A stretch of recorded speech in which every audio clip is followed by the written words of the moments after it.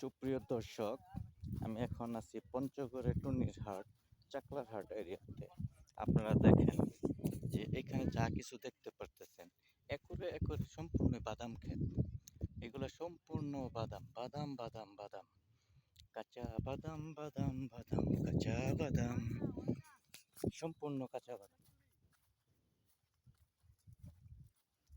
যা দেখতেছেন সব শুধু বাদাম আর বাদাম। দেখেন, আমাদের সিজন এখন সে আস্তে আস্তে বাদাম ক্ষেতের মাঝখান দিয়ে সে চলে আসতেছে।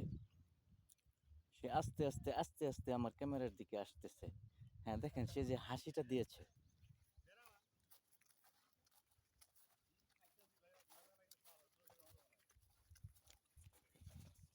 এটা হইতেছে আপনার সীমানা লগ্ন ইন্ডিয়ার যে হলদিবাড়ি এরিয়া আছে ওটার পাশাপাশি।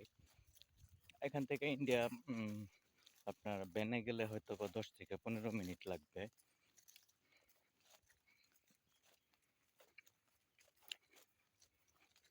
আমরা এখন আসছি এই বাদাম ক্ষেত দেখার জন্য।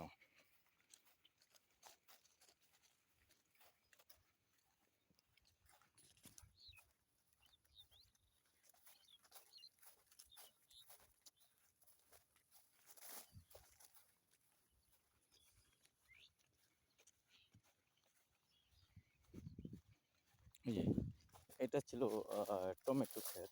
ইহার ফলন হয়ে গেছে, টমেটো হারভেস্টিং হয়ে গেছে। তারপরেও কিছু কিছু টমেটো আছে।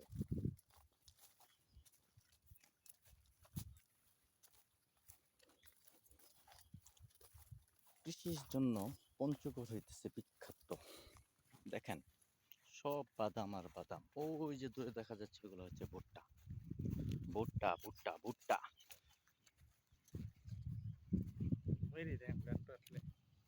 কেন?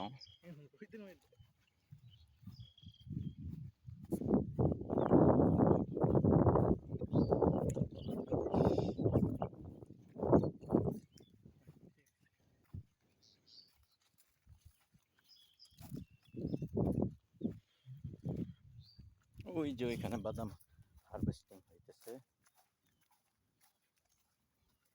এই যে দেখেন বাদাম হারভেস্টিং।